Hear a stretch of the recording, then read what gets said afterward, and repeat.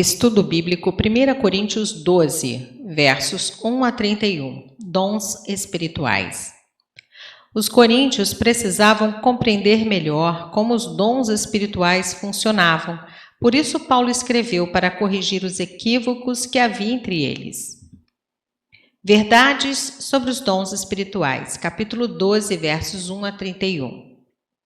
O novo assunto, dons espirituais, liga-se com a sessão procedente por se tratar do culto público.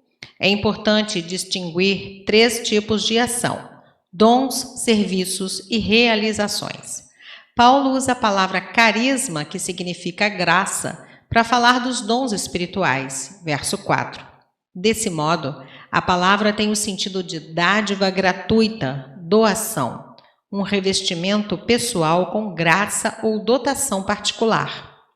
Observando o modo como o termo é usado em 1 Coríntios 12, é possível afirmar que os dons espirituais são competências dadas pelo Espírito para servir. Enquanto os dons são ligados ao Espírito, os serviços são vinculados ao Senhor Jesus, verso 5. Isso fica mais claro quando sabemos que o apóstolo usou a palavra diaconia, grego, que se refere ao serviço amoroso e humilde a Deus e ao próximo, Marcos 10, 45. Um sinônimo para serviço é ministério. A partir de tais considerações, é possível afirmar que serviço é qualquer ato realizado segundo o exemplo de Cristo, com a finalidade de agradar a Deus e atender às necessidades do próximo. No verso 6, o texto fala de realizações.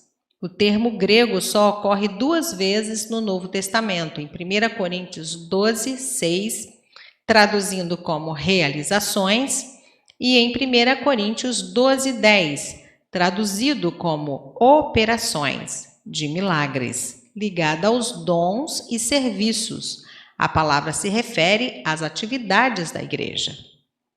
A variedade de dons, serviços e realizações dos cristãos provém, ou seja, é dádiva livre e soberana, do Pai, do Filho e do Espírito Santo, versos 4 a 11.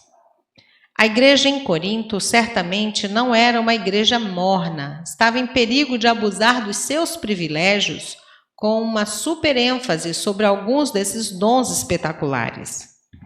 Uma vez que todos os diversos dons espirituais têm uma mesma fonte, não deveria haver rivalidade, ciúme ou comparação jactanciosa.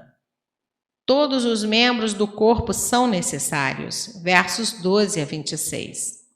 Porque todos são batizados por um Espírito em um corpo inteiro.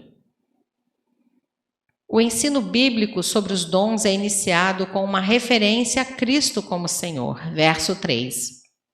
Infere-se que o cristão, ao administrar corretamente os dons, reconhece e demonstra o senhorio de Cristo. Outro dado significativo é a alusão à variedade e coesão, versos 4 a 6, a alternância entre muitos e um só. O Deus triuno produz uma obra rica e multifacetada. Aquilo que ele faz reflete sua própria essência, demonstra tanto unidade quanto diversidade. A manifestação do Espírito é dada soberanamente a cada membro da igreja. O corpo de Cristo é sabiamente ajustado e coordenado por Deus, de modo que cada pessoa, em seu devido lugar, contribui para o benefício geral. Os membros não deveriam sentir-se inferiores ou superiores a outros membros, porque Deus pôs cada um no corpo onde lhe agradou, e deu a cada um as capacidades que ele quis, versos 27 a 31. Tanto a existência como o crescimento da igreja provém desta unidade estabelecida por Cristo por meio do Espírito Santo.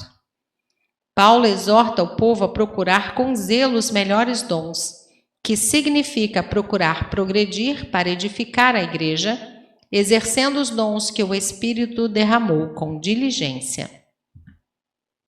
Antes de explicar quais são esses melhores dons, Conforme será apresentado no capítulo 14, Paulo precisa indicar qual a condição essencial para o exercício apropriado de qualquer dom: o amor.